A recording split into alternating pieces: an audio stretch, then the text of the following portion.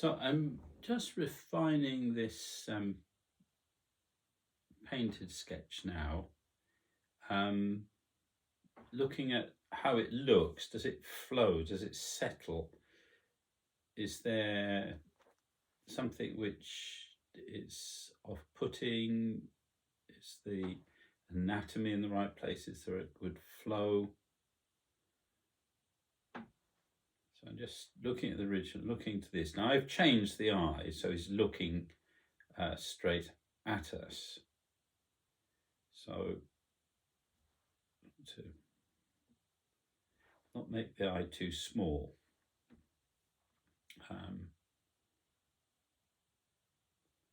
Just take that up a little bit just to open it.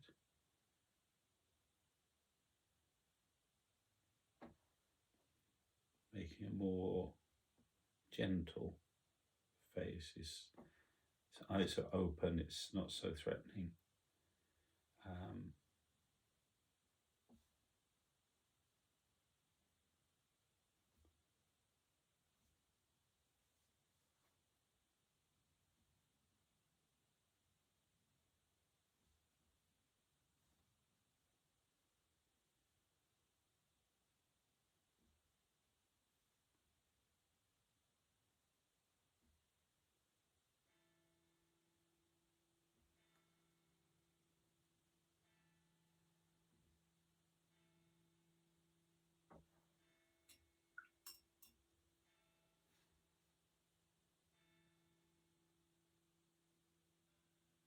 Trying this to get this sort of come to its lower point beneath the chin line.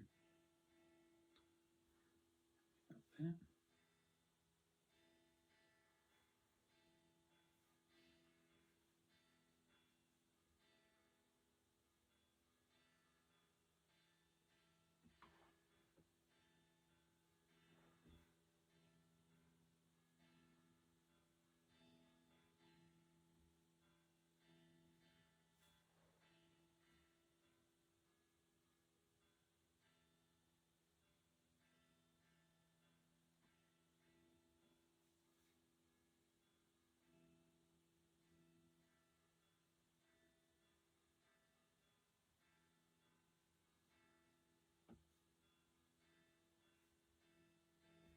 Trying to get that nobility of look, the angels and princes of the heavenly host.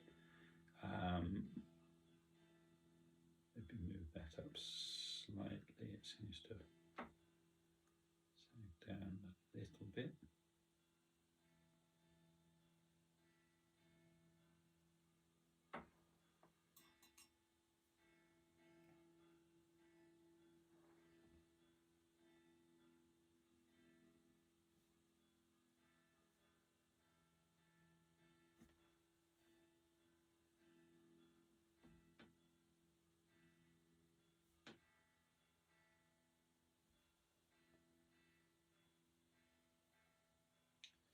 So now I think we're pretty much there, and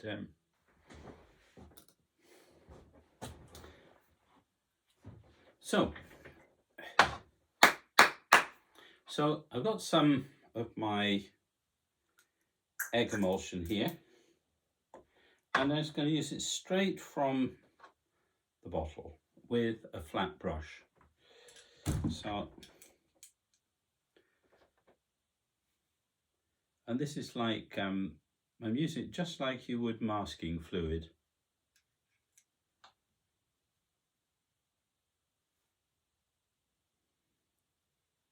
I'm making quite a distance because when you put on the bowl, it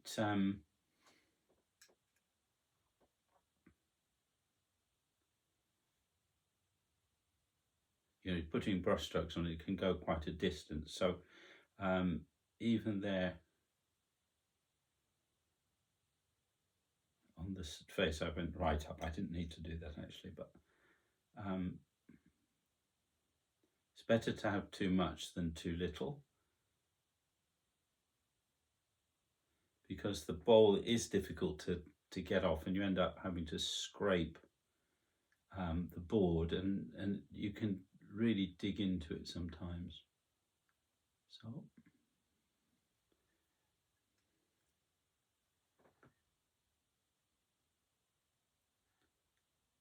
and I know some people put a layer of egg on their board anyway before they start painting. The drawback from this is it can make it a bit greasy to paint on. Some people really don't like that. I wish it didn't, but you sort of manage it. But I certainly find this a lot easier than having to do a lot of sanding, and I just find that the egg just peels off.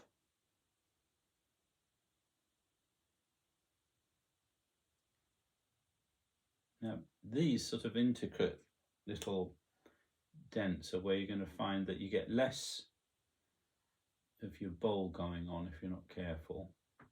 And the other thing is, when you're gilding, you find that the gold doesn't stick in these little bits. It's sort of, there are areas which dry very quickly, so you have to really get the bole on to these areas without having to worry too much about trying to get into all those little intricate areas. And if you try and paint too carefully into those intricate areas, then you get ridges. And the way I'm going to do this, hopefully, will create a nice smooth surface without having to do much sanding, if any sanding at all.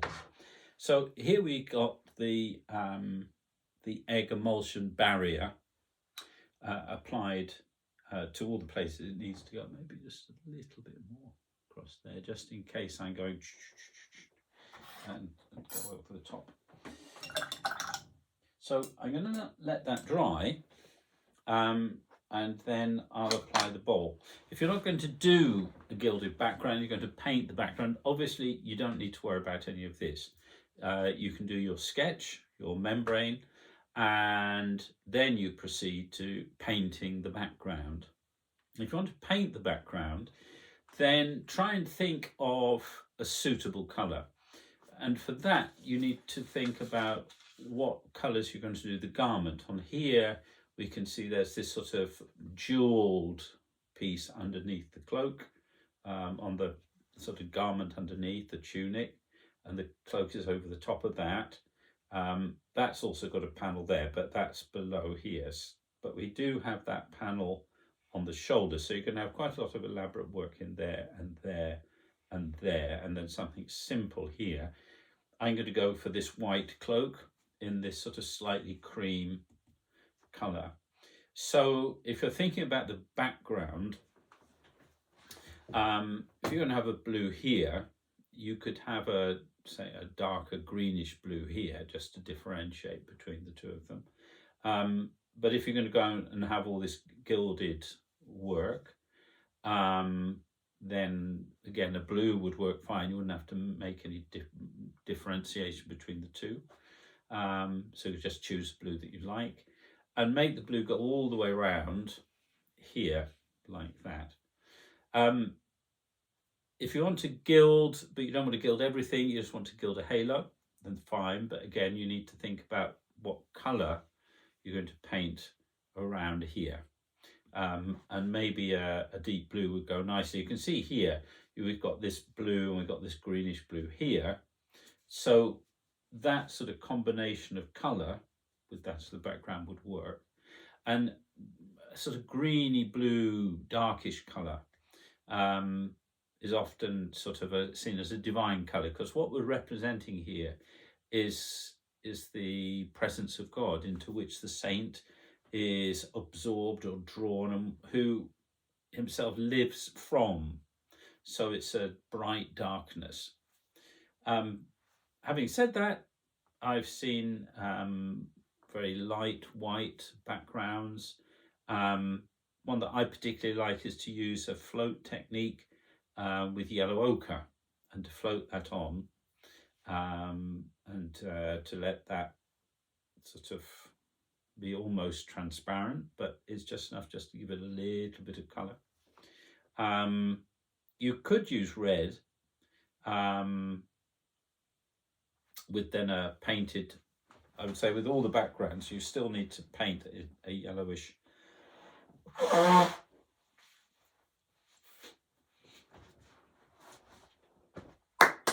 With all the backgrounds, you'll need to paint a halo in a yellow ochre perhaps. I would say just very light washes, so it's very translucent, and let the light do its work. Some models you find they've got a very dense, solid sort of yellow, orange, golden yellow colour.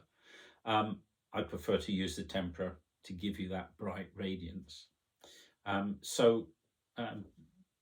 Some choices to make at this point. As I say, I'm going to gild this one. The egg is nicely dry. I've got it gone quite thick, so it's giving a good barrier. So I'm going to prepare my bowl, and then I can do that. So for the bowl, I've mixed up some bole in some rabbit skin glue. The recipe for all of this you'll find in the Icon Painter's Handbook, which I really recommend. And there's also some free videos on my YouTube channel, which you can access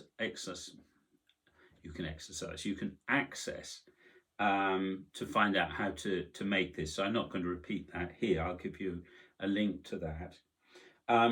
But one of the little innovations I've made is using this old coffee maker. I managed to break the jar. I can't get another one the right size, but it provides a nice low heat that keeps the bowl hot, but without the danger of boiling. And so I've got the little jar of bowl on here.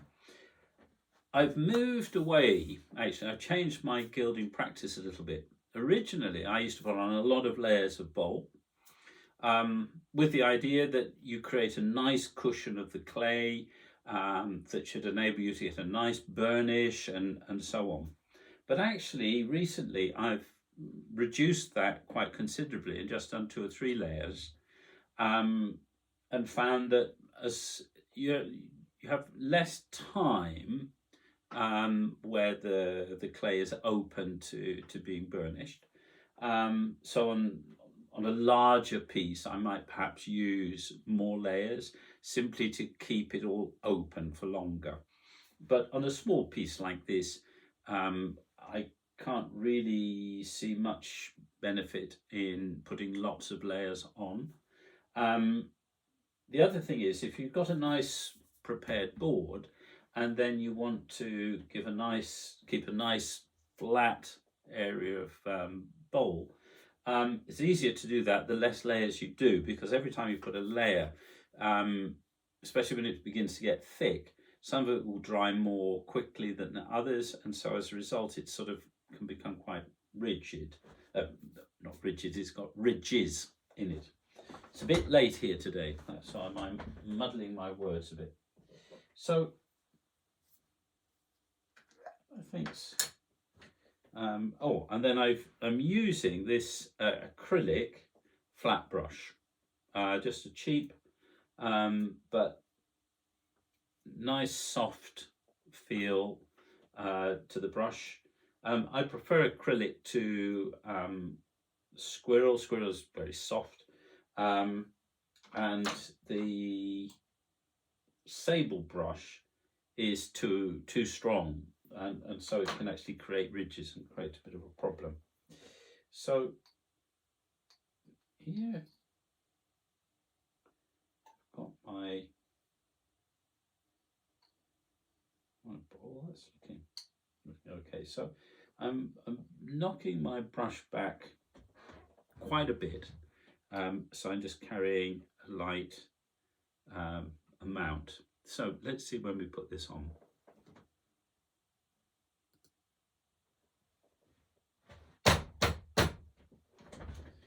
So I'm going to start and just test a little bit, so that's going on. Yep. And do a cross hatch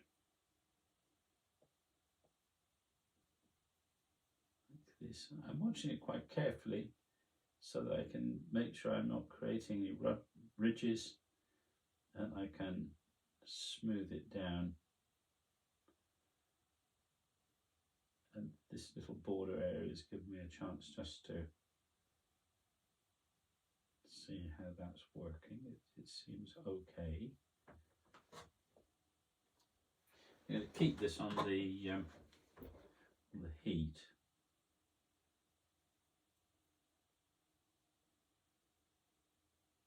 I'm teasing it out, cross hatching,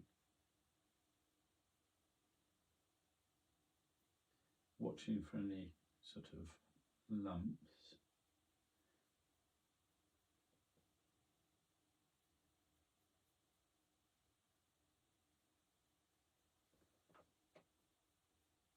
I'm teasing out any ridges, not entirely successfully, I must admit, this time. But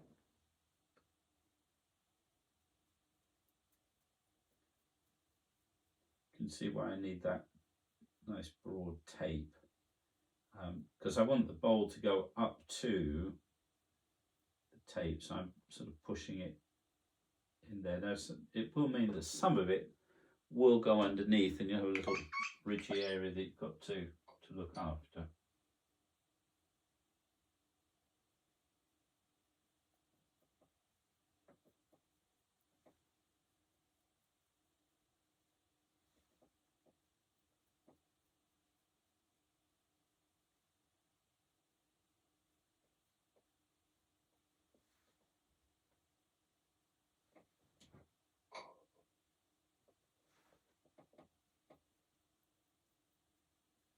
So I'm doing this sort of crisscross pattern.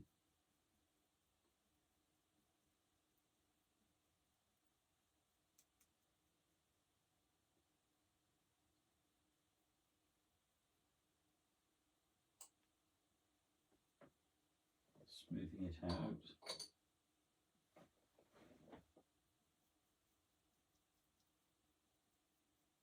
Blending one area into the other.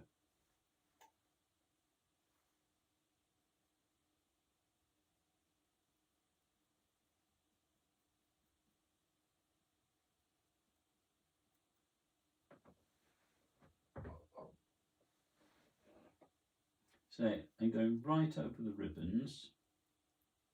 So I'm going to paint those over the gold. Be easier to get a nice crisp line that way. You see, this is drying very quickly.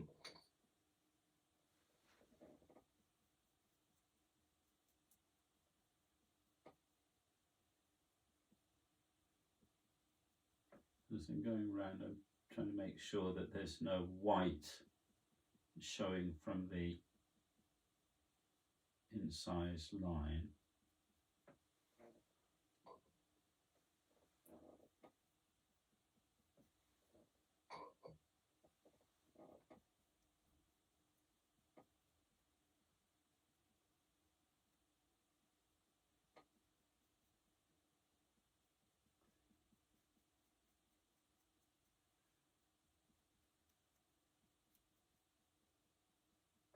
Now, not putting too much on my brush at once, because it does get absorbed into the surface quite quickly, and I don't want to end up with ridges from one area to another because it's dried before I've been able to blend the next layer into it. So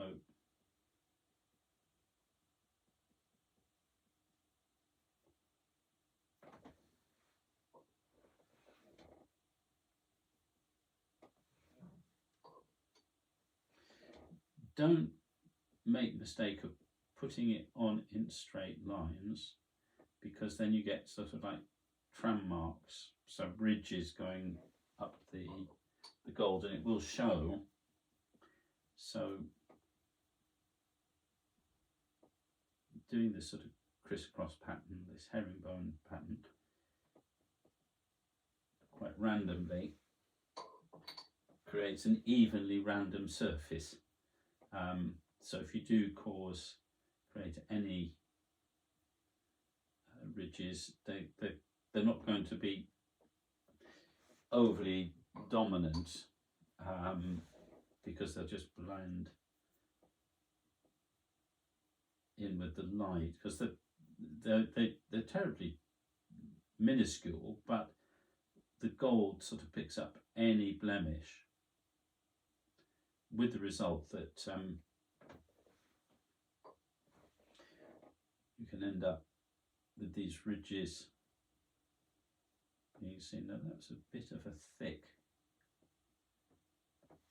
mix that my brush picked up.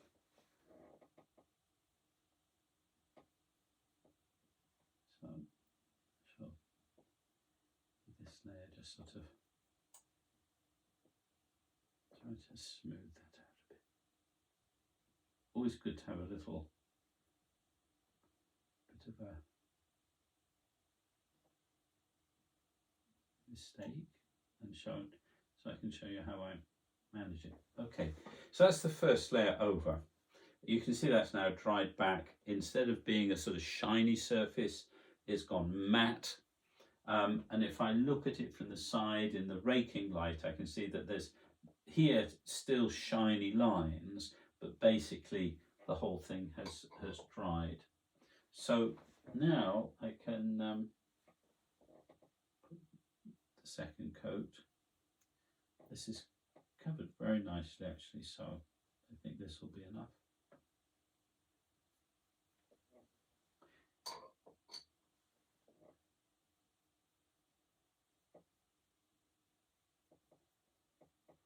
You see, I put this on quite rapidly, and you see it's just begun to lift what's under there because it's not quite dried enough.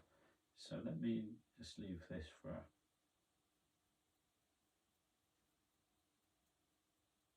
few more minutes. Now I've stopped on the edge of the halo because when I pick this up, that's going to be dry, and so there's a risk that there might be a ridge. Well, put the ridge where you can hide it, and the edge of the halo, we're going to emboss that, so that will hide quite nicely. So it's a good place to stop.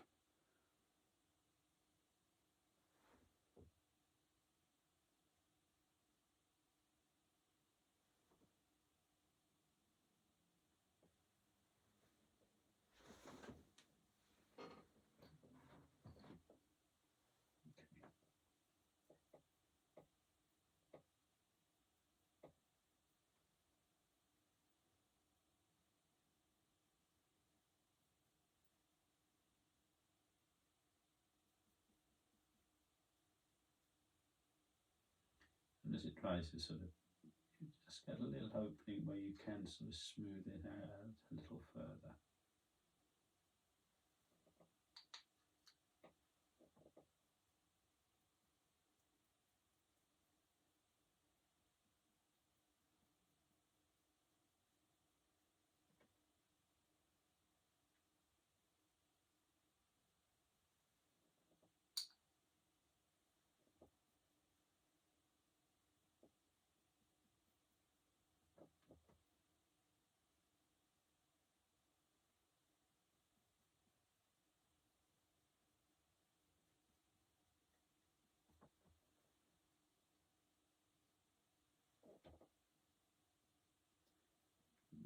At the moment it's quite damp here, and that will affect how quickly the bowl will dry.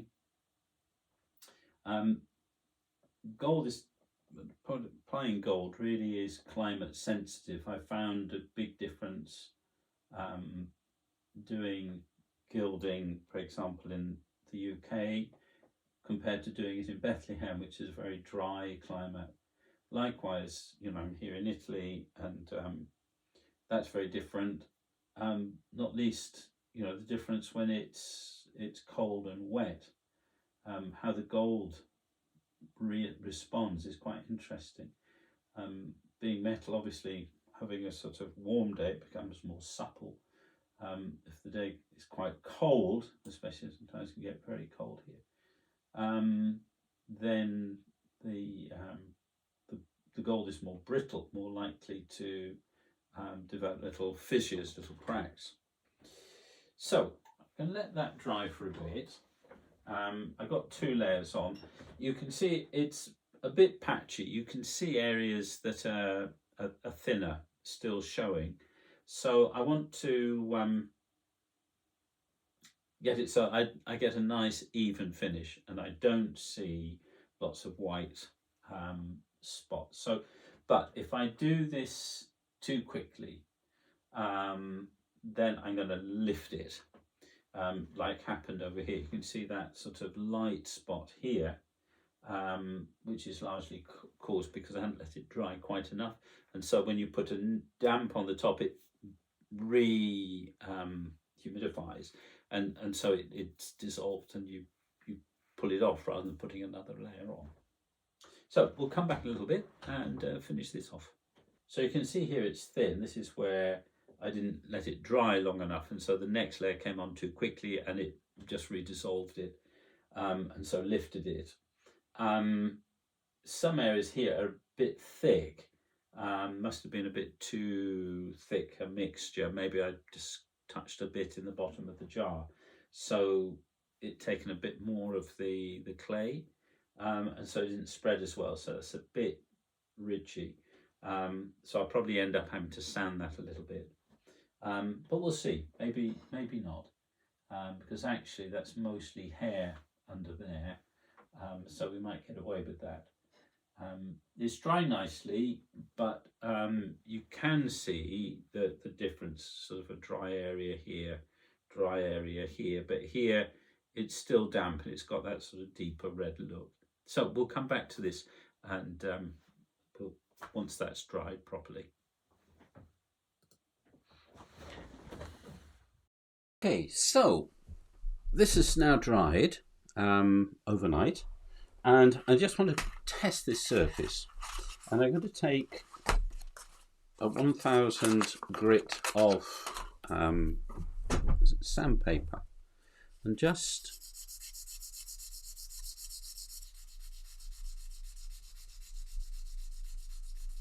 lightly polish and see what that surface is like.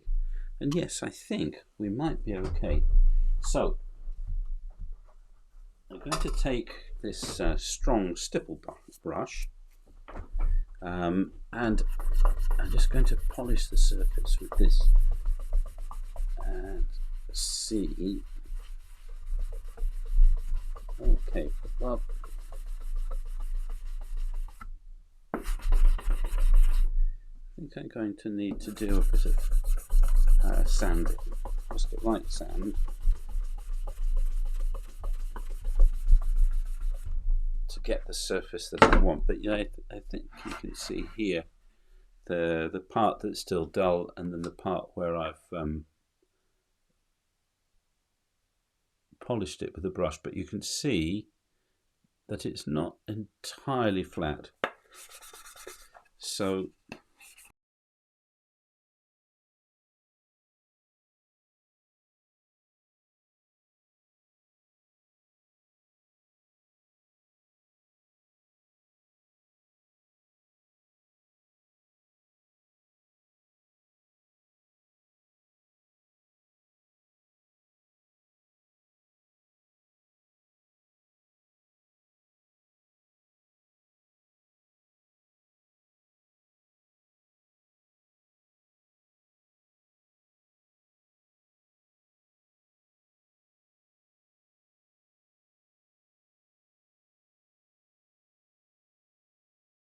probably slightly better than if you just oil gilded, which by definition is just going to be a slightly uninspiring finish.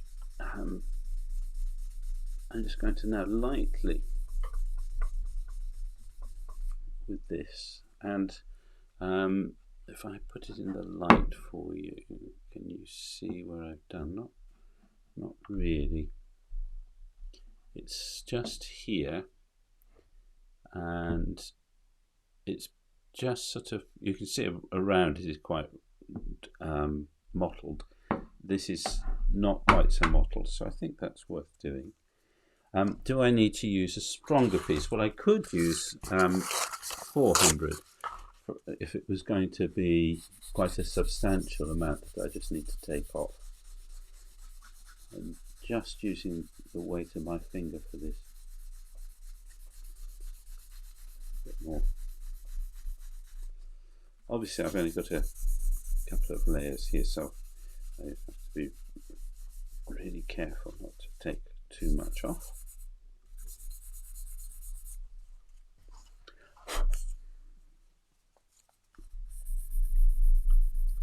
And just finish it off with that.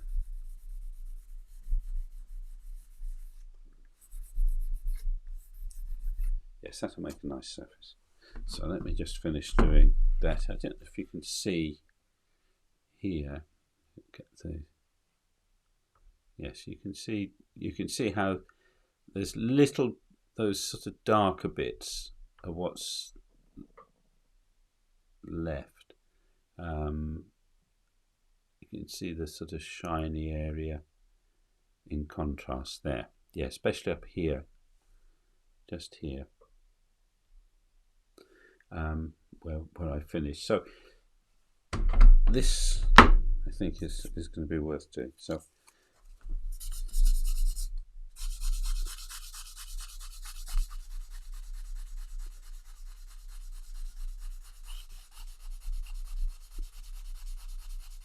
it just needs a light touch.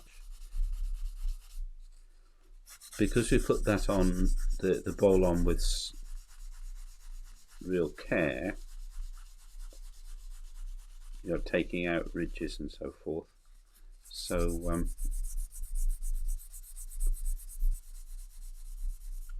we don't have to be so destructive. Now,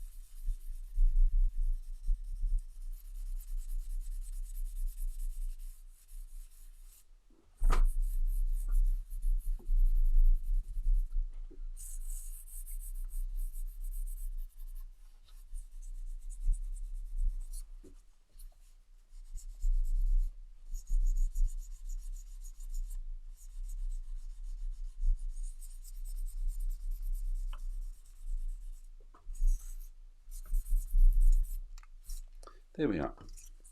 So just two little pieces.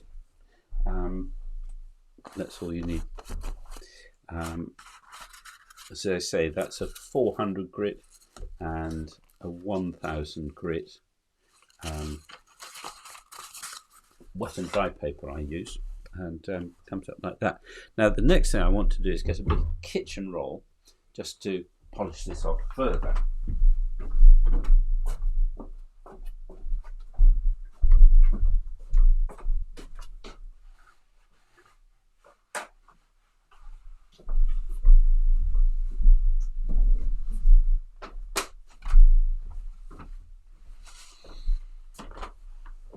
So, piece of kitchen roll.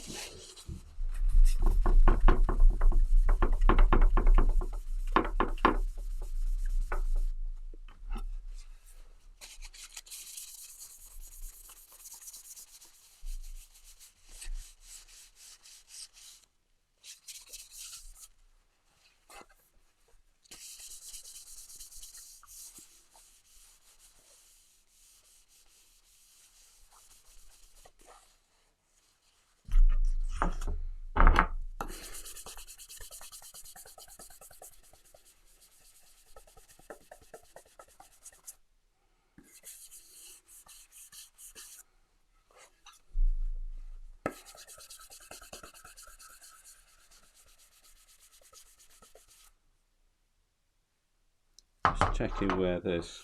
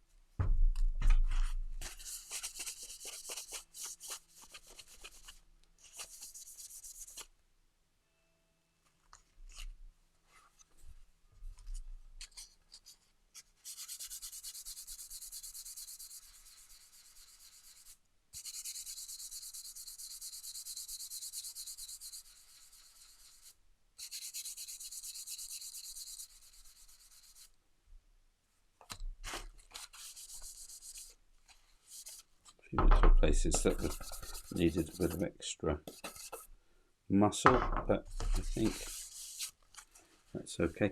And just a bit more.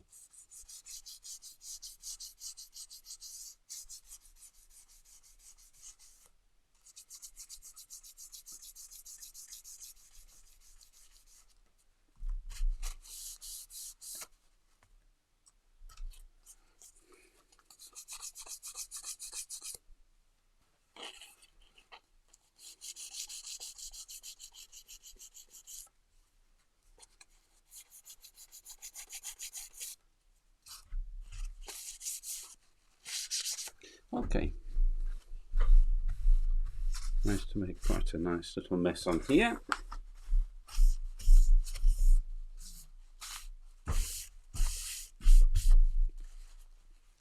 Anyway, I shall clean that off, and but before giving it a proper clean, I'm going to remove the bole which has gone over the edges. Now, to do that, I will take, first of all, blade and just lift off. There, you see. Now you can see here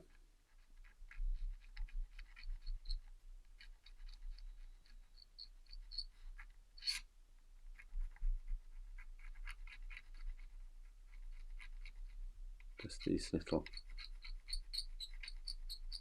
and you can see how tough they are.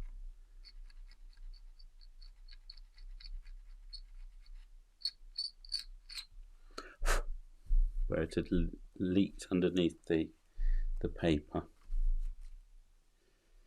And then here, the nice thing is you see how that egg just lifts off. Now sometimes, to be honest, when it's dried a bit too much, it can be hard to get off where the bole has sort of reacted with the egg, but we'll probably find a bit of that as we go along.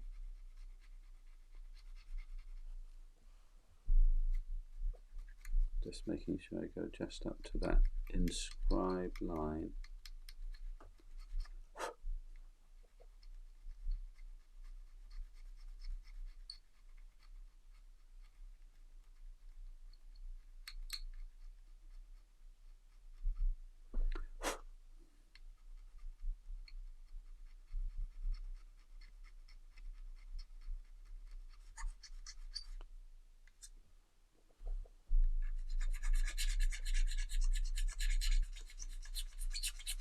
and you can see it just comes off and then leaves the first drawing that we did, showing through our monochrome sketch.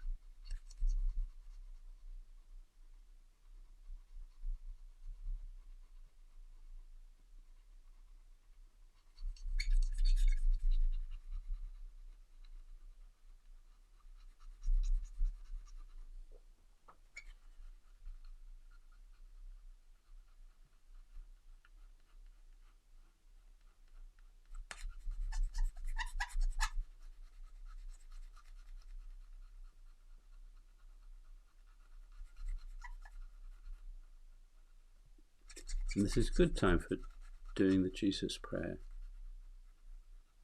because you want to just really be present to the process. And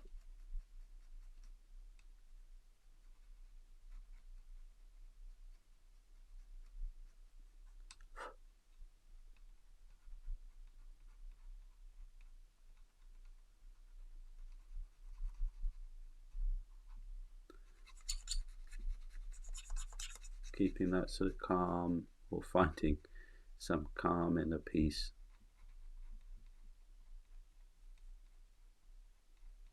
Really resting in God.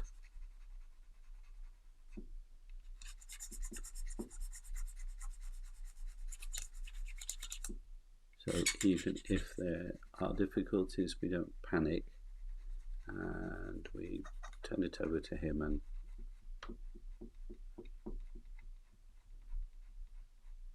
the damage will hopefully be minimal. But more importantly, we're actually creating with joy, or at least allowing ourselves to be taken away from focused on ourselves and our problems and worries, at least for this time. Just be with Him.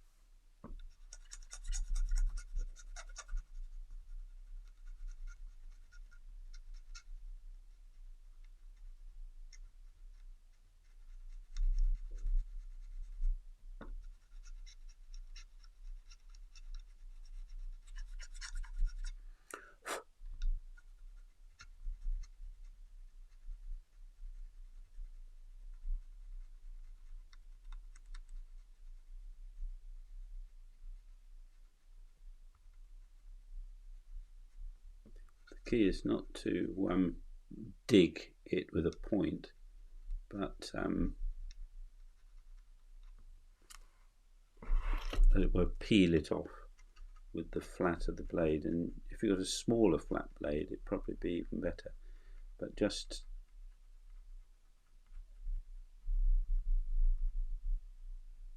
push in with that bottom edge rather than with the point. And then just when it comes to these little borders, you might have to use a little bit of the point, but be really careful. And you see there where the white has come off, where it's come off, and you can see the white very clearly. If I zoom in for you. So we put that here. You can see here there's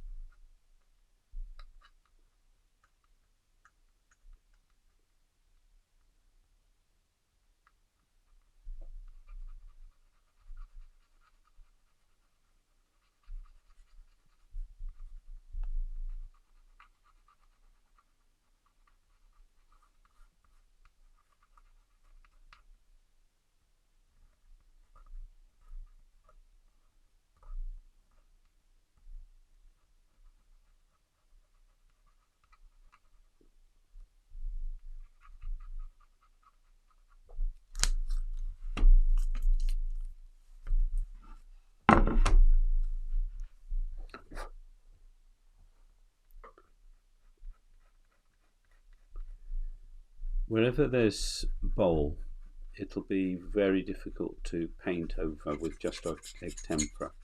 So you need to make it really come close to the, right up to the line. Not just close, but right up to it.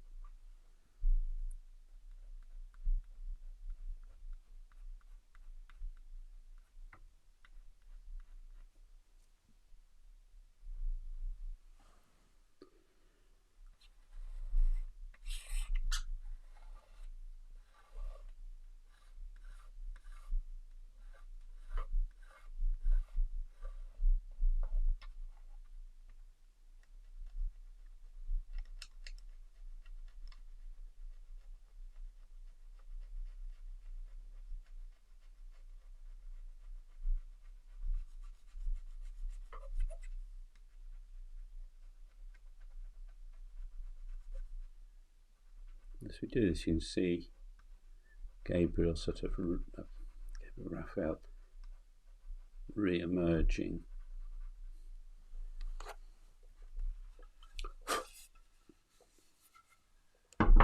Notice I'm moving this around to make sure that I don't sort of make awkward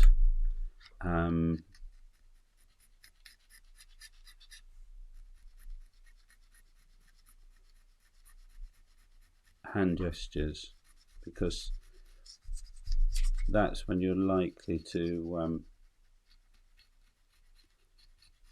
damage your surface. So we can see here it's got a nice nice edge. The under drawing is coming through, and I can just take off a bit more there. You can see that.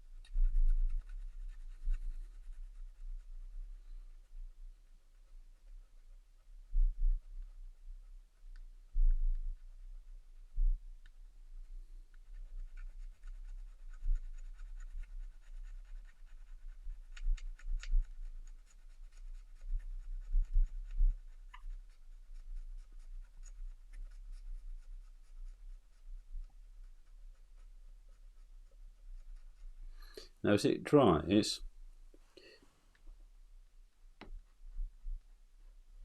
the egg eventually goes quite crackly, and you could hear a little bit of that. When I was taking that bit off, it started to sound more higher pitch. Here is still quite soft, just here that's like grinding sound.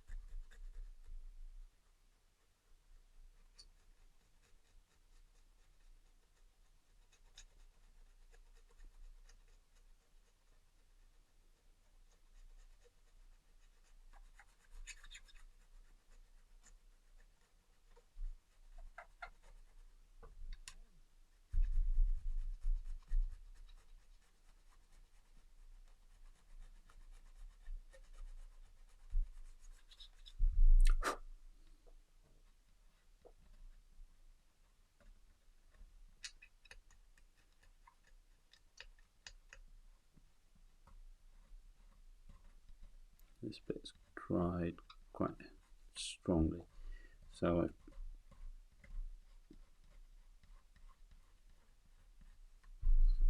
I had to press a bit stronger. That has made a little gouge. The paint will cover that fine because it's quite shallow. If you get a big gouge, then really you need to just sandpaper it afterwards, so it doesn't make a big impression on the paint.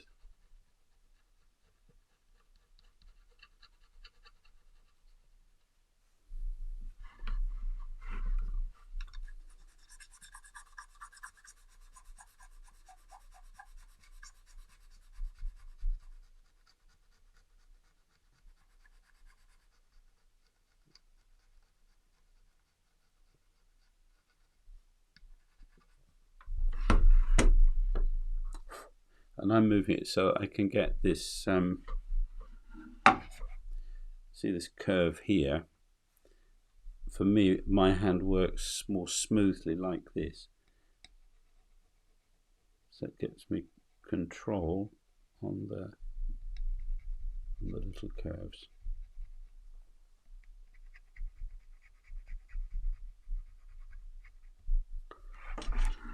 So I'm going to turn this way, so I'm curve.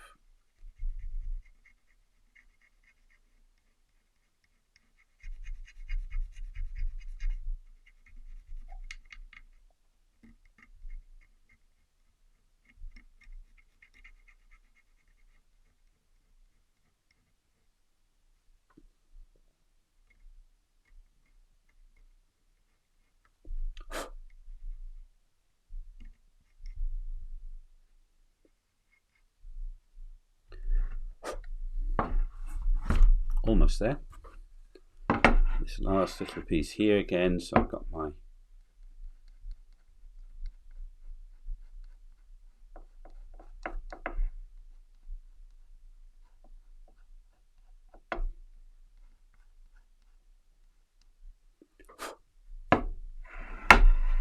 I'm just checking these edges, and then he can take off. I've left these two ends because these are the easiest part to do, and you don't want you want to keep the surface as clean as possible, and obviously sanding creates dust, and the dust sticks to the surface. So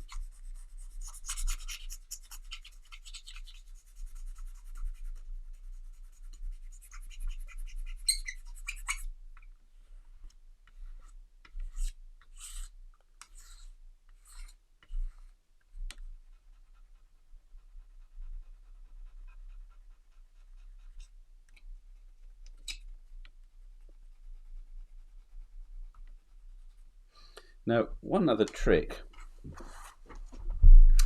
for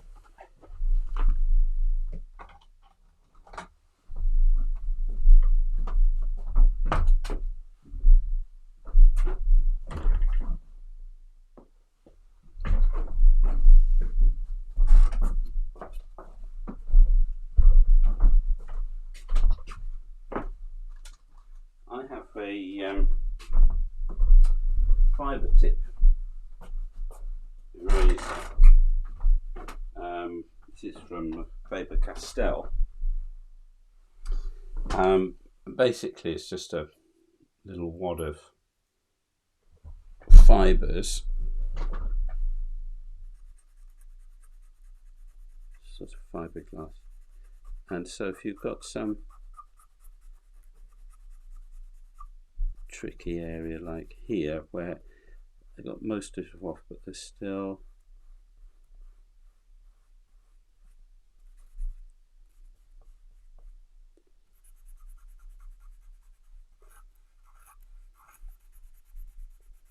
just needs cleaning up just lightly.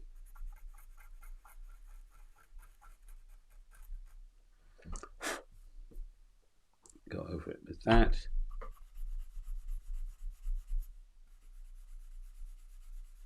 just lightly here, for example, where the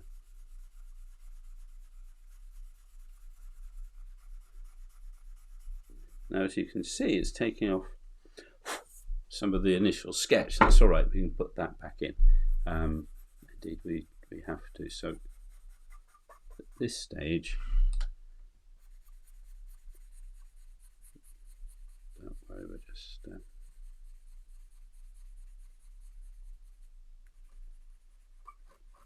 wanting to clean off the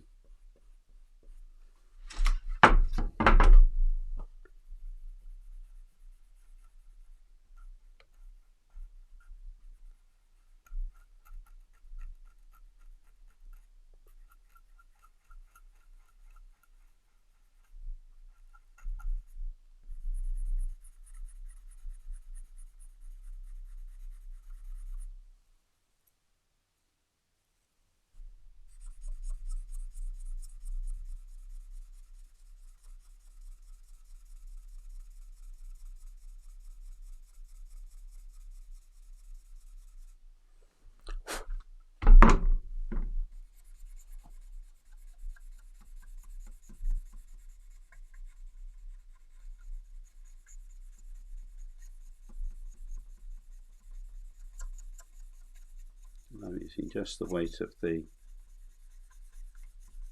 pen.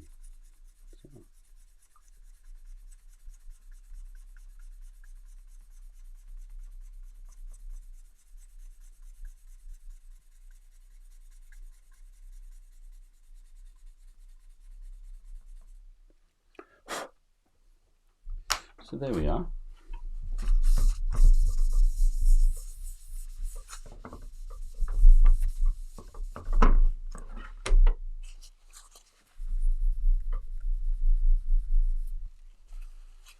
Let me zoom out for you.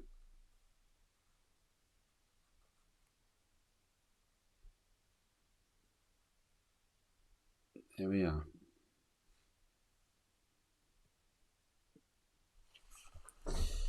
So you can see there's a sheen on it, and the edges are nice and clean. So we're ready now to apply the gold.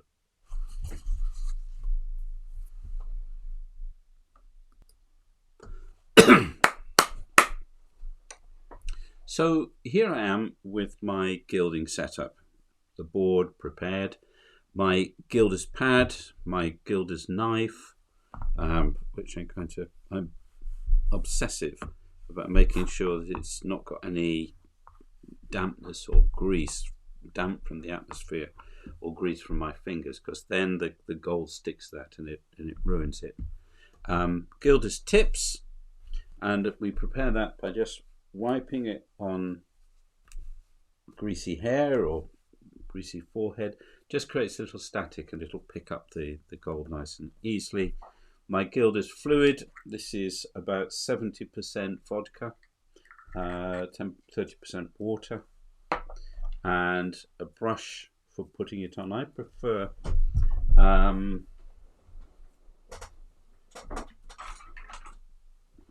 to use synthetic brushes. This is the one that I used yesterday for putting on the bole. I think I'll use that one. So I'm going to open that up. That's there. Keep the wet stuff to one side, the dry stuff on the other. And then I've got some cotton wool, a squirrel brush, which is very soft, and then I've got the gold leaf. This is about the most expensive gold you can get. It's triple thickness, 24 carat, so it's rather good. So just put that piece out like that, and I'm going to use this piece. I'm going to cut the pieces to go along this bottom edge.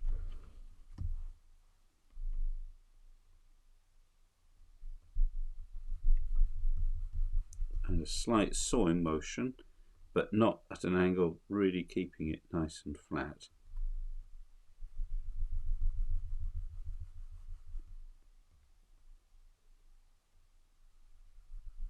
You have to push a little bit just to make sure it doesn't pull the gold. And do those three, and I might cut those slightly different. Let's see. So I'm going to pick up a piece of gold, and I'm picking it up so that I can see all around those edges. So then I can see very clearly where I'm going to put it. So let's zoom in a little bit.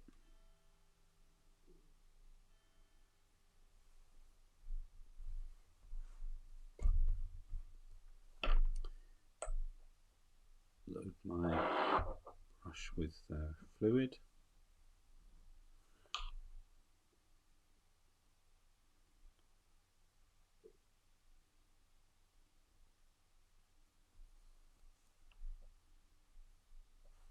Just let it put itself on.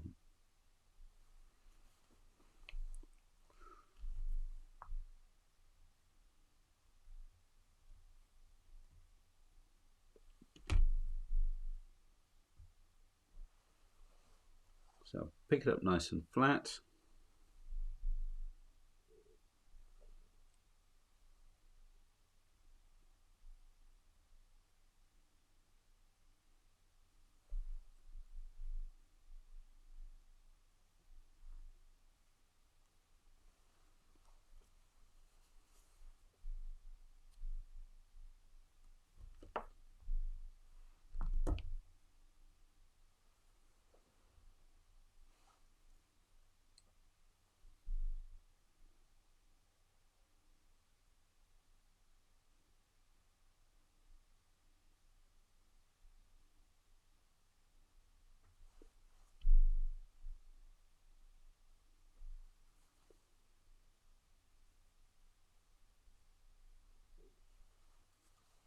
See, that's beginning to dry here.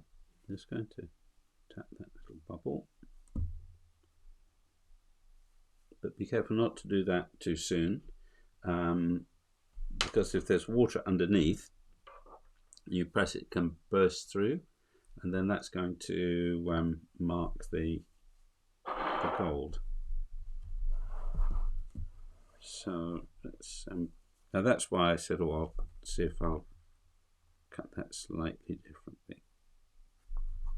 So I'm just going to make a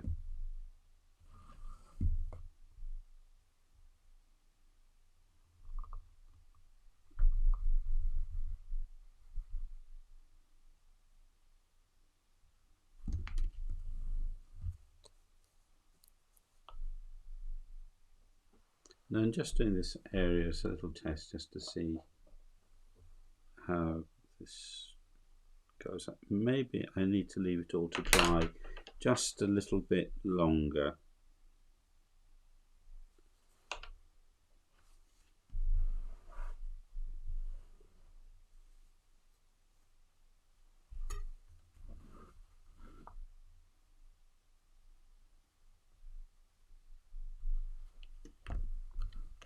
So I'm trying to keep an eye on how it's drying. Just going to tap it down a little bit with this so that little ridges. And I will put a little red line round, I think. So I'm not too worried about that. I will cover up these little bits here. I don't know if you can see, but just here and here, there are two little red dots. But maybe I will patch those later. And with those two bits, I think I've got enough to do here and here. So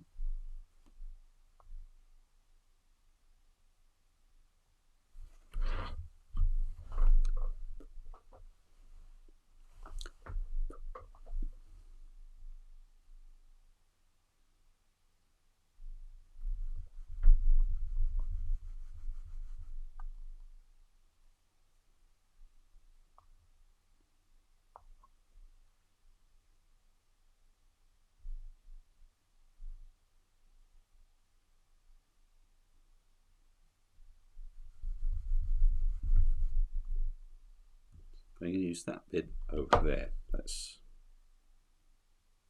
a bit short, I think. Put there, but might get a bit. Let's see.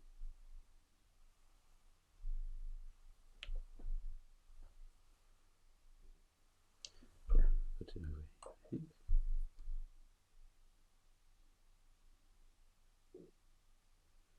Nice pool of water.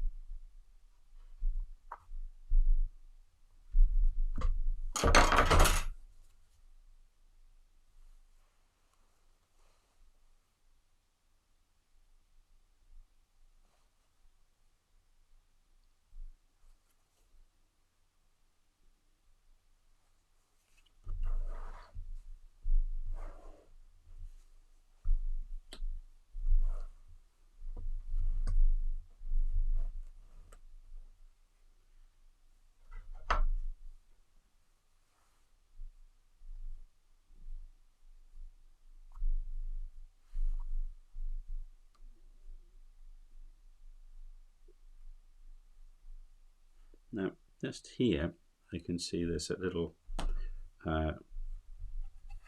rough part, if I can bring this up.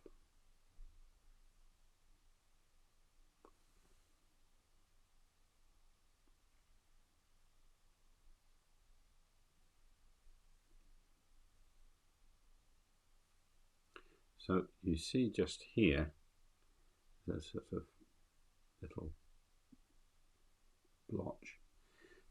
That's where it's still too damp and I pressed it too soon.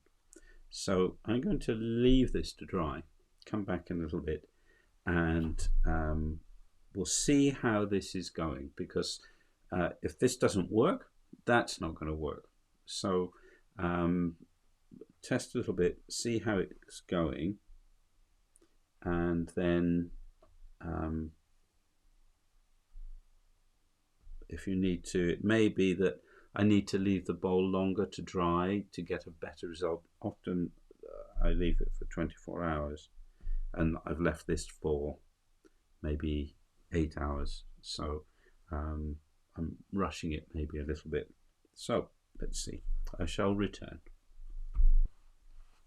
So I'm just taking a little bit of cotton wool,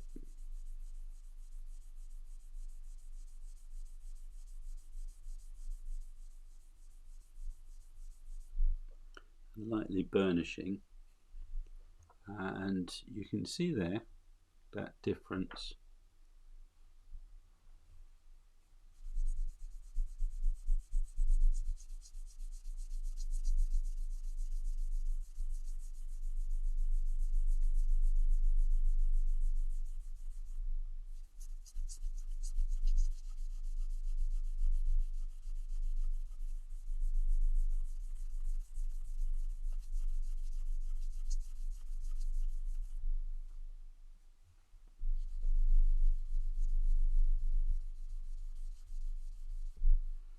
Now that's just rubbing with the cotton wool.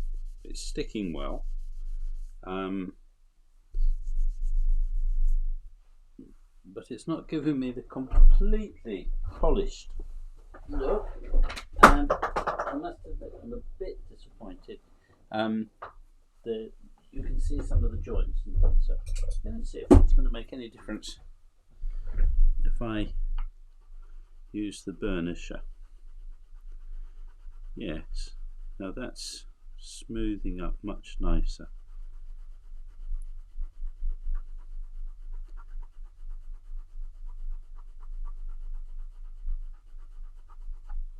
Now,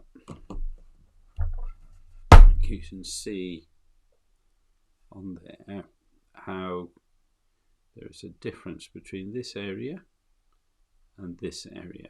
Let's see how it suddenly changes, that right there. You can see this is much smoother. Here we're seeing little creases still in the folds of the gold leaves.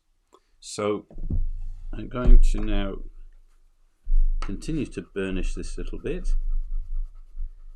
And if you look, you can see how there's that sort of mottled effect.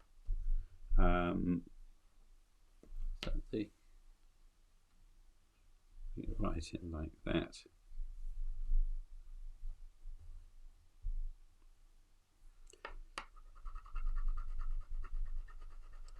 Now, if I'd have done this earlier without letting it dry through, it would have made life a lot harder, and I'd probably have ended up damaging the gold in some way. So don't be afraid if it, like the weather here today, it's quite cool. We're in late October. We're high up in the mountains. We've had a lot of rain over the last few weeks.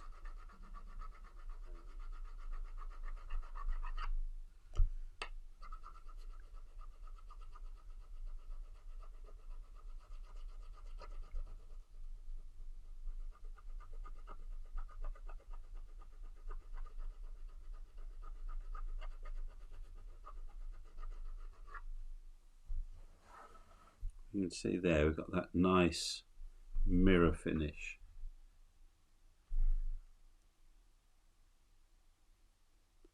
Sadly, we can still see the joins.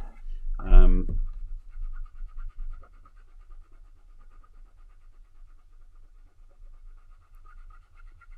I might do a little bit of second gilding on that, just to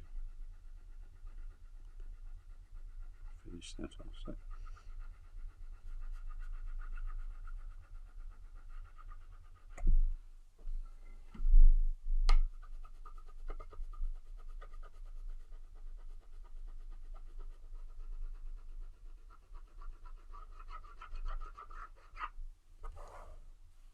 I think these joins, when I was putting the water on, I noticed that the bole was dissolving a little bit. My bole is a little bit over strong, I think. So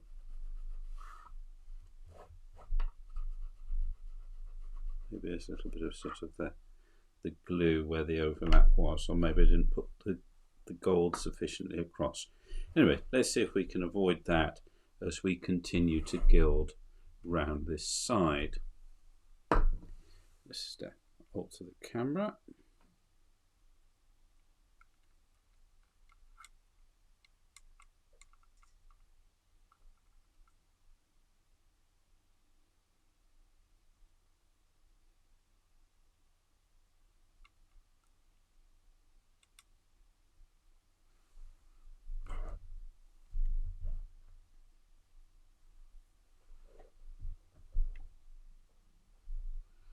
Now, some of this area here, I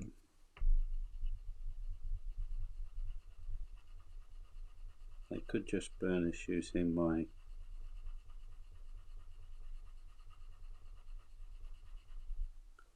I'm going to burnish up to the halo.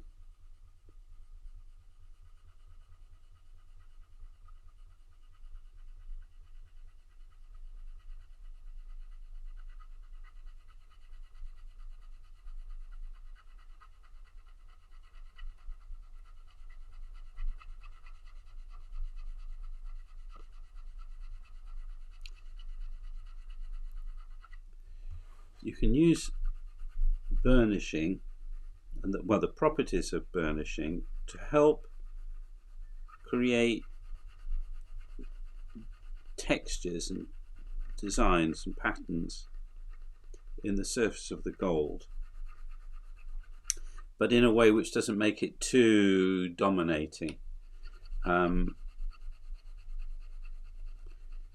So for example, by burnishing one area and not another, as you can see, just without a burnish underneath, you get a certain shine. Then when you burnish on the top, you get a slightly different shine, a more intense one. So by burnishing under the gold, by burnishing the bole,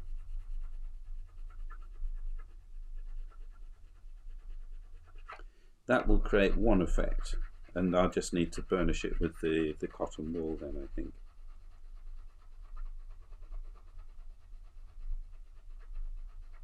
And then I can then do the inside, the actual halo. Either I could leave it unburnished, so it creates a sort of a distinct area of gold.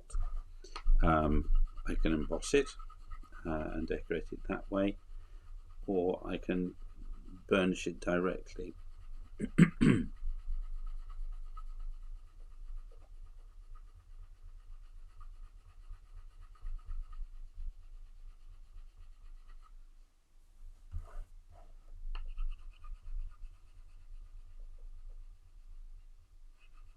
I can see the inscribed line showing through.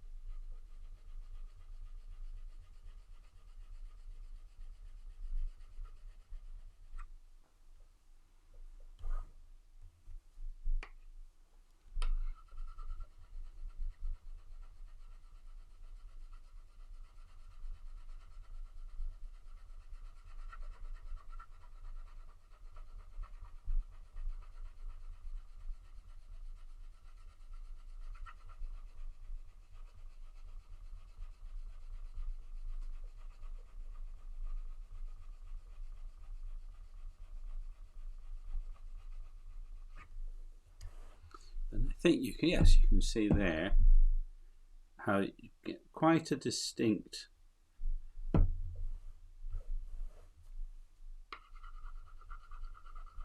effect.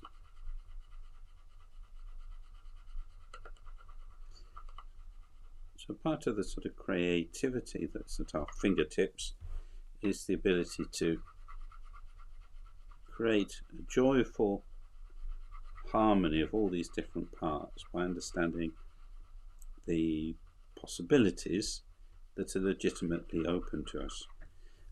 Iconography demands a certain humility. So this isn't about expressing myself or in a egocentric way, but it's about proclaiming the gospel in a personal way. It's a bit like preaching.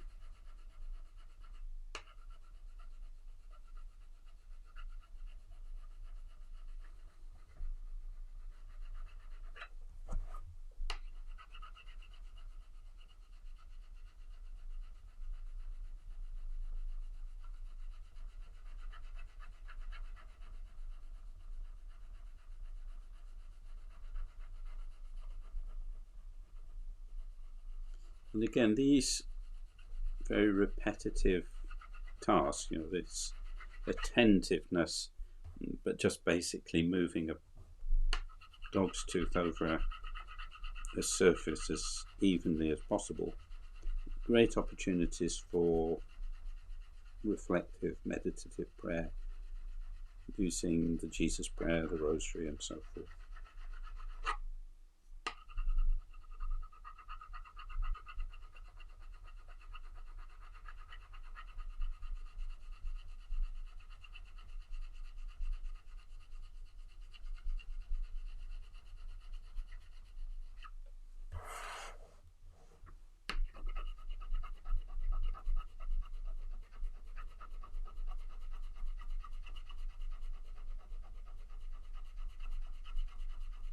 Now, if you find, for example, that for whatever reason, the gold sticks but begins to scrape off when you burnish it, then you can always resort to burnishing just underneath and then refrain from burnishing with the burnisher for the final effect. So work to the limitations of your materials. I find gilding very variable. I get very different results. That's probably all due to my lack of attentiveness, really, but nevertheless, I think things like weather, temperature in the house, in the environment, dustiness,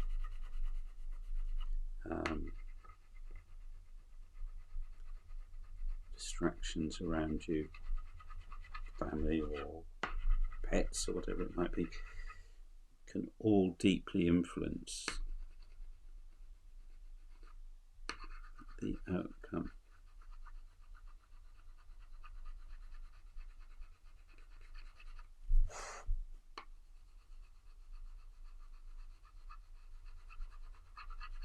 Okay, so that's now created a nice polished surface that I can work to, and so I'm going to continue now, see where we get to.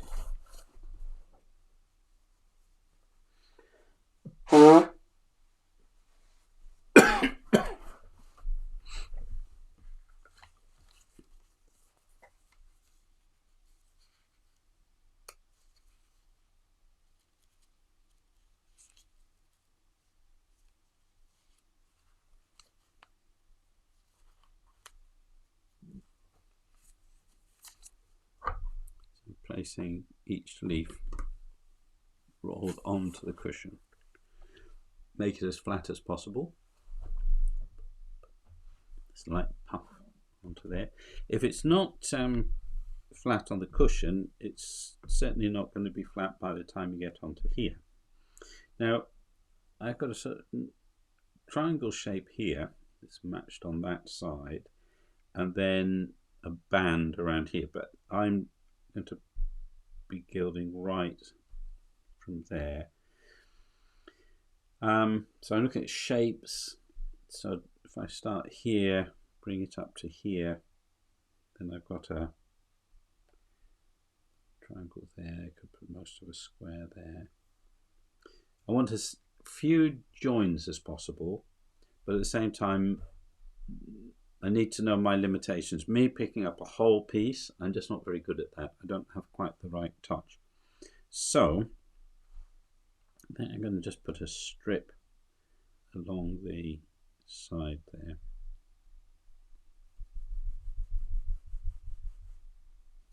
To start with. Don't cough over your gold because it'll fly everywhere. So put it here. So first of all, pick up your, get this in to the screen as possible. Zoom out a little bit. Okay, that's better. So I cut that here. Lift that. I can see the end of the gold, so I can see clearly where I'm going to put it, and wet my brush, work out where it's going to come to.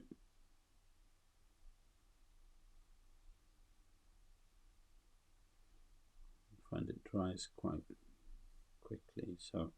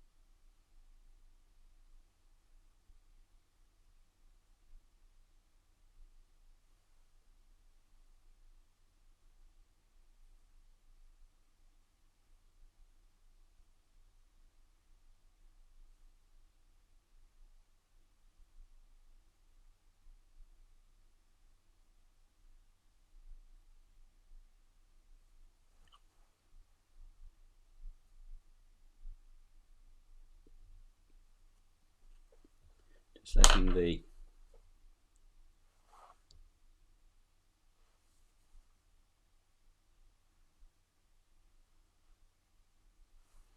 water pull it on. And it's,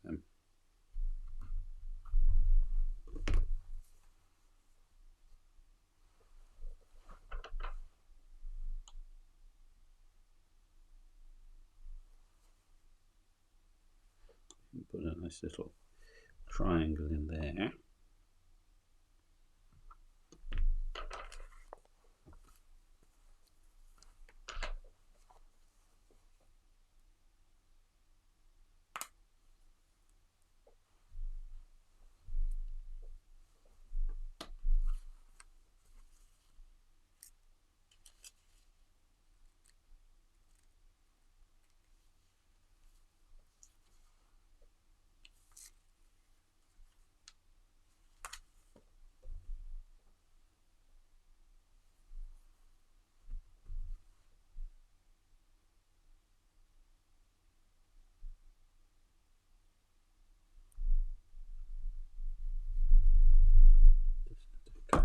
And notice I'm cutting enough so it's going to go right over the edges. Don't be too abstemious with your gold. I think one of the challenges a lot of people have when it comes to doing gold, we feel, oh, it's so expensive. This is gold. It's so precious that we become precious in the way we use it. That is a bit of a mistake. It's better to be a little bit generous. You get a better result. So you can see that it's beginning to suck down. Some little tears there. Inevitably, with the gold leaf, it's battered with hammers to make it really, really, really thin. And so I think I can put that piece that goes along there.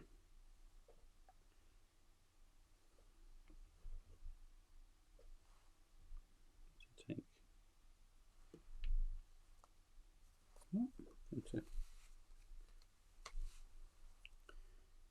use all this piece. I'm going to put it across there like that. So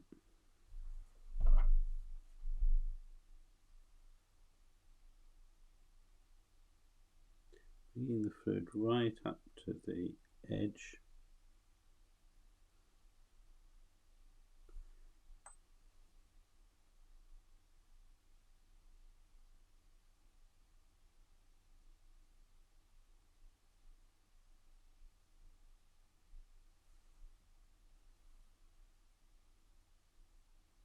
The more fluid you put on, the longer you're going to have to wait for it to dry.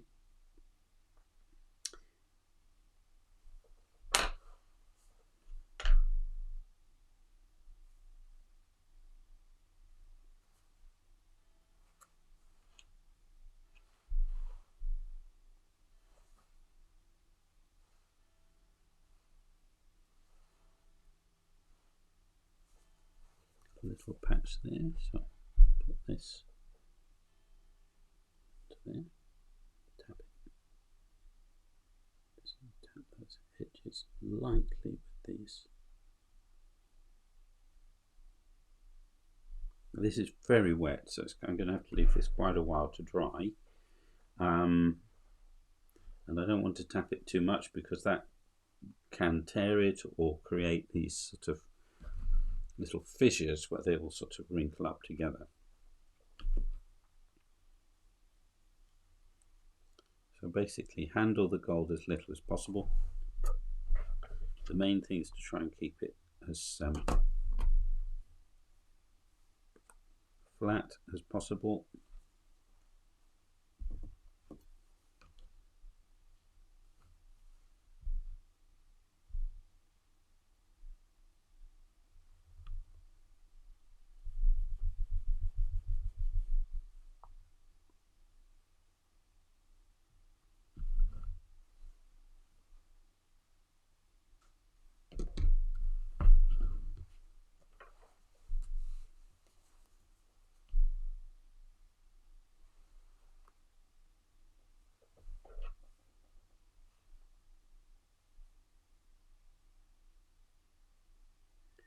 And capillary action means that the fluid will seep under the leaf that's already on there, which then helps make sure that it has a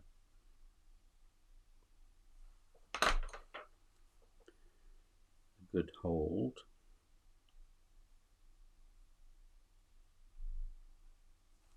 Oops.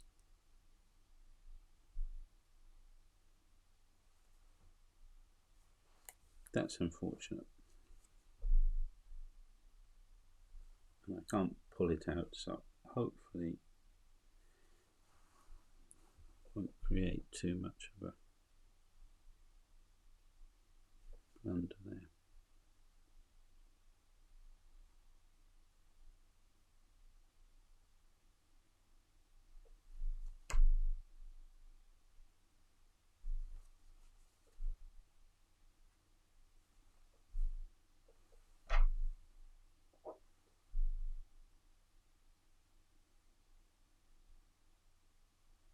Putting too much fluid on, to be honest. So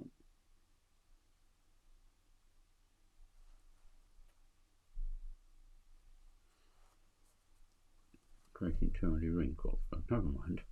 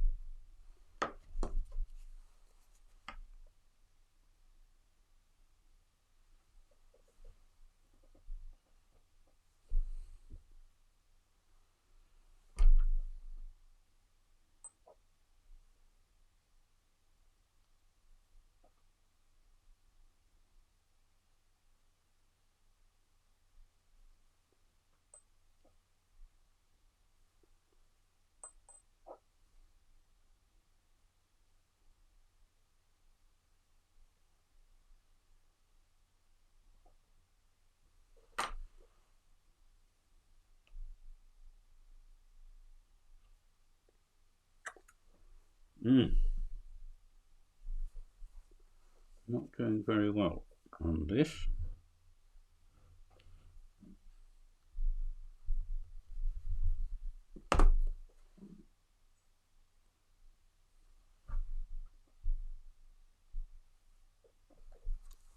That's about the best piece I've put on so far.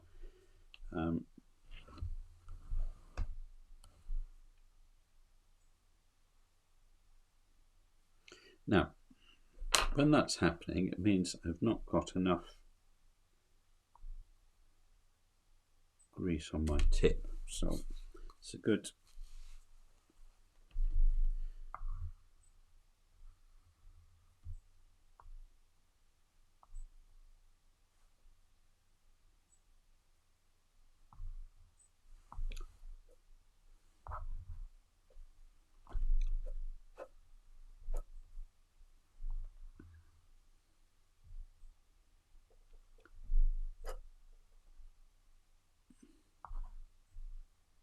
use that for patching.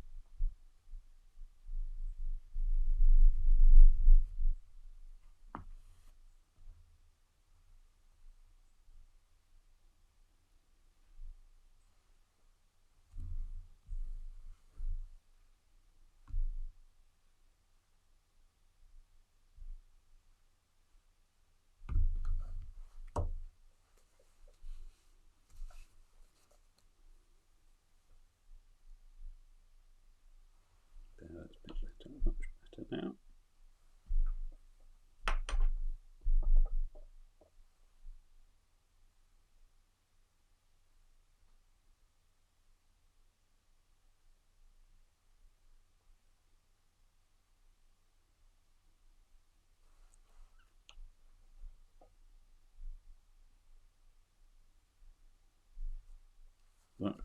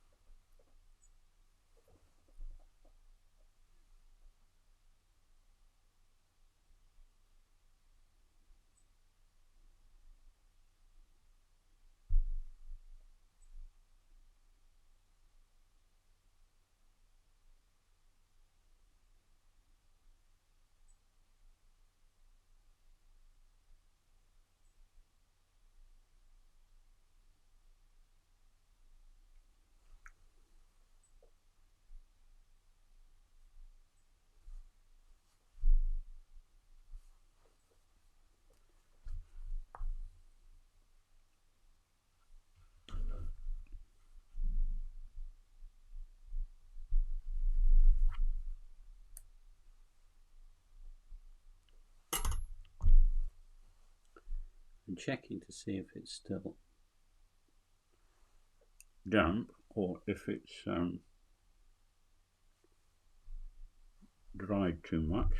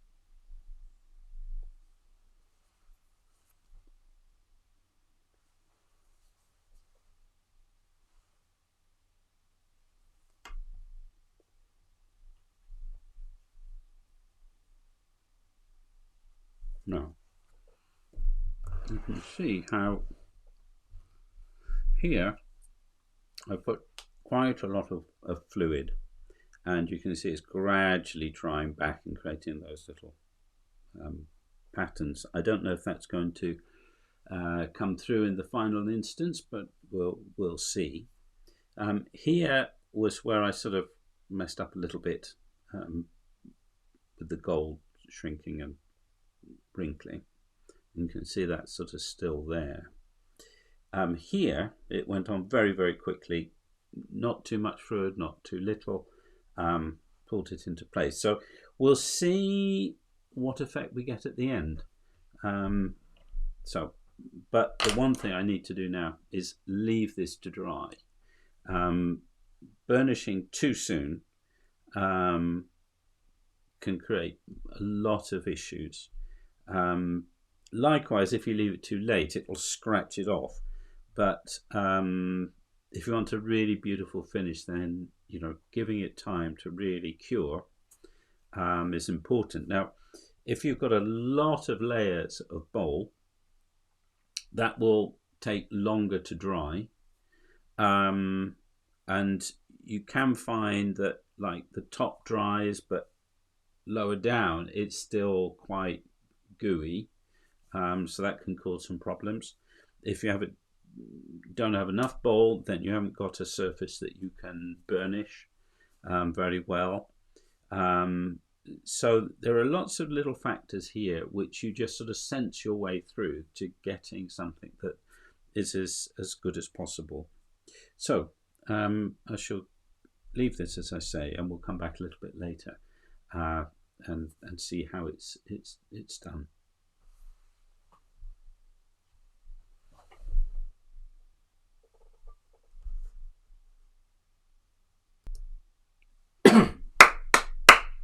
Well, here we are, an hour or so later, and we can take a bit of a look onto the surface here. You can see this area, which was earlier, is still quite bubbly, whereas this area, which I put on with less fluid, has dried quite flat.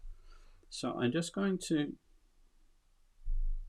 press down on the driest area to start with, just to get all those little ridges, especially where the gold is meeting where we're going to paint, because quite often the fluid dries at the edges before it dries in the middle. So sometimes when you get to put your gold on, it's already dried, and so it doesn't stick so easily. So just try to make sure those edges are pressed down.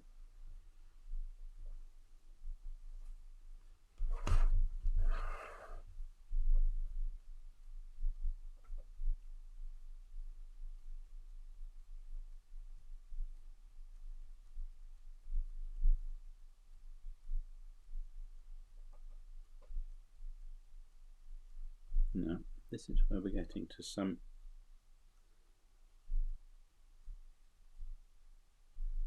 ridges, and I've got a feeling that's still a bit too wet.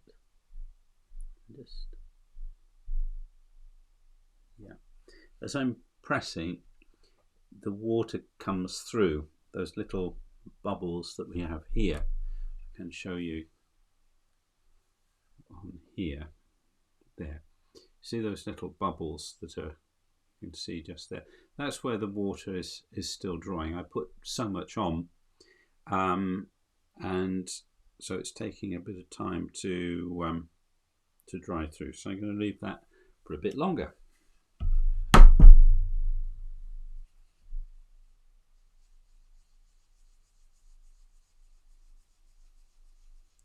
I can over here.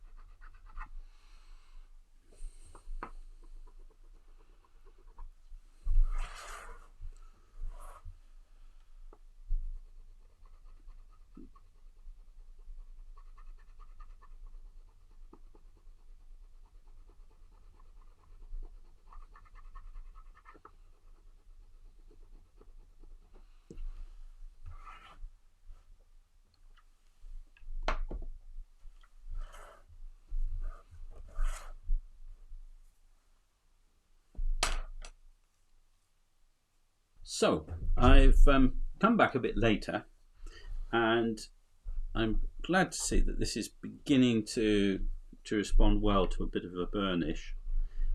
There are some marks on it, so I think I'll probably do a double gild.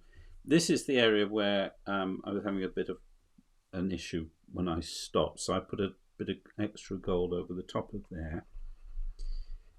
And these areas here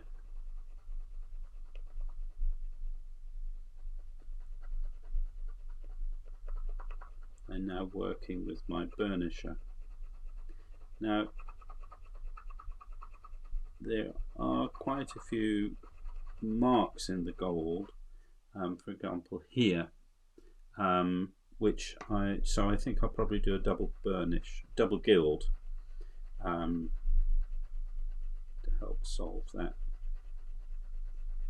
even though the gold itself is generally sticking very well.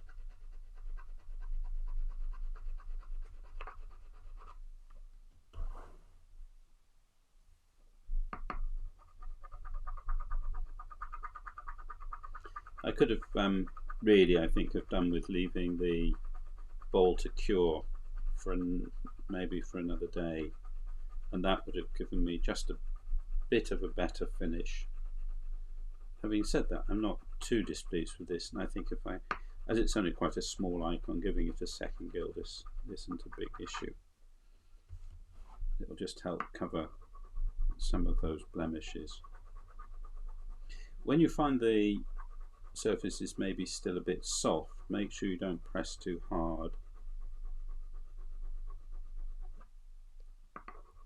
And first just use the weight of the burnisher itself rather than putting pressure on, as that will mark the little polishing marks in the surface.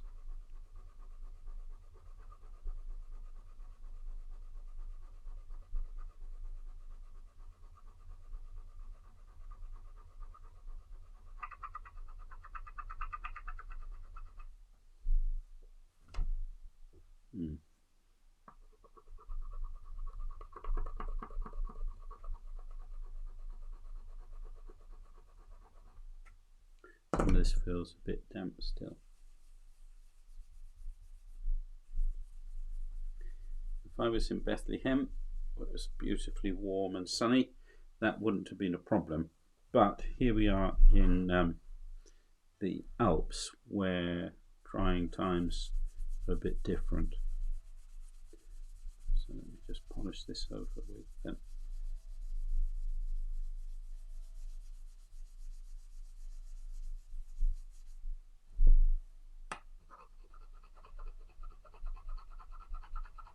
This area is a bit drier.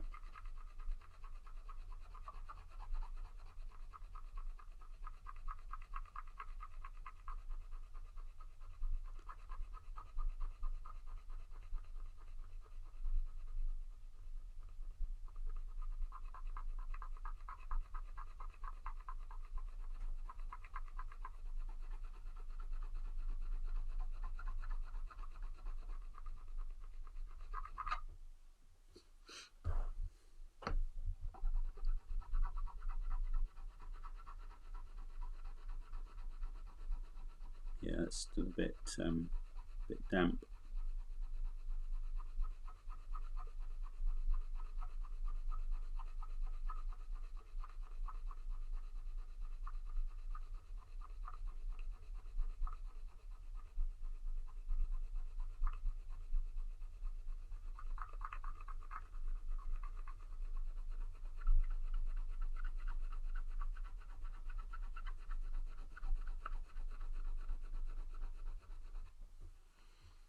Okay, so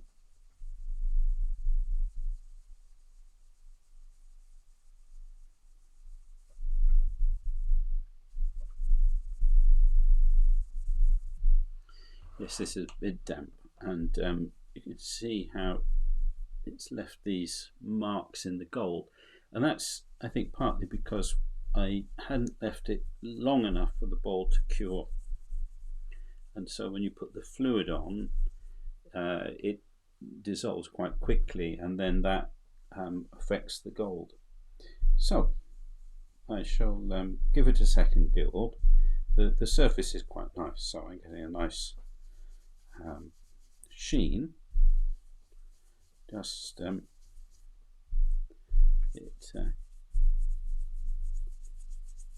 needs to dry a little bit more.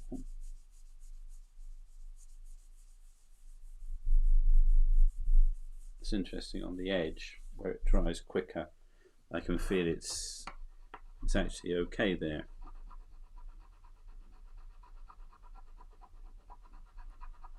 So I can burnish that okay.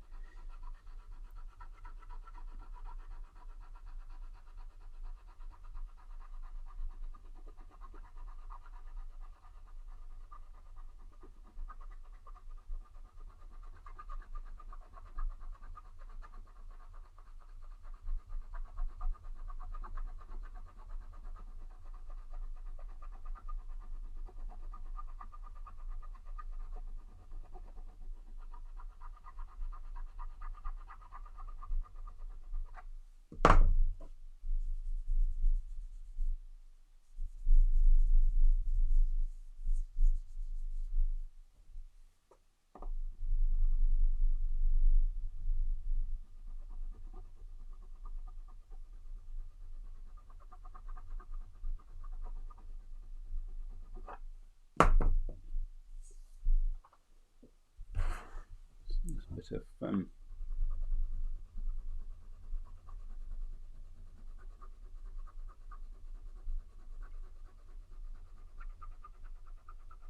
marks in the gold. So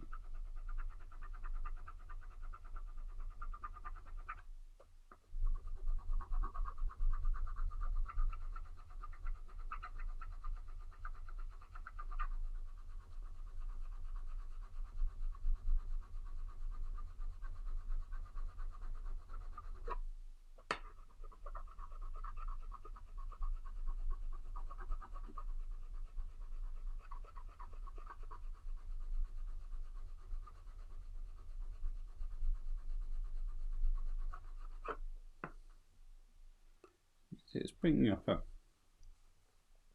reasonable sheen, but I need to just leave this, I think, for,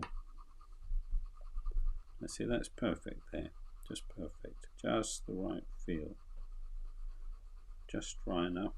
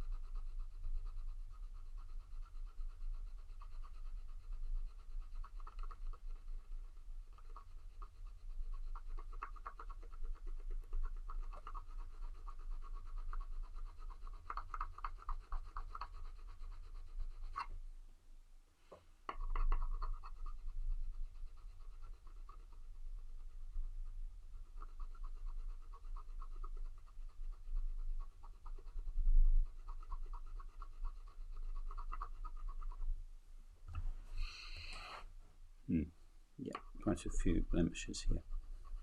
So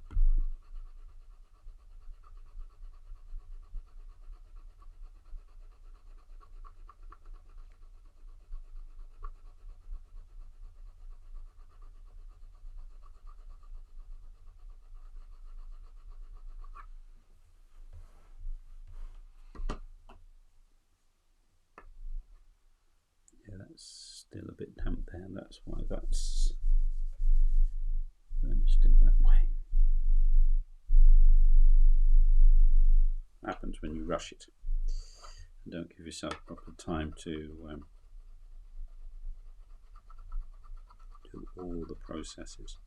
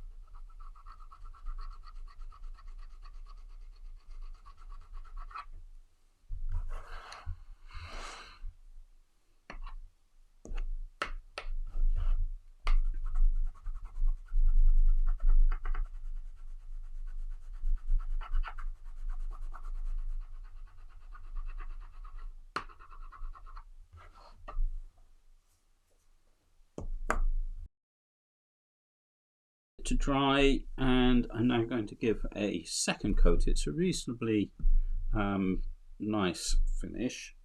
So let's see how we can do here.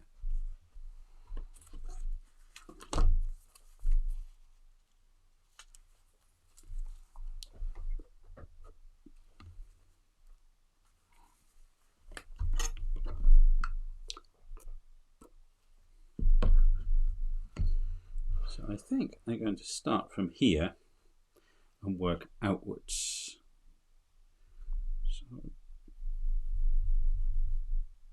through the prayers of Holy Fathers and Mothers, Lord Jesus Christ, have mercy upon us. Amen. Glory to thee, O God. Glory to thee, O Heavenly King, the Comforter, the Spirit of Truth, who art everywhere present and fillest all things. Come and abide in us. Forgive us our sins and save us, O good one.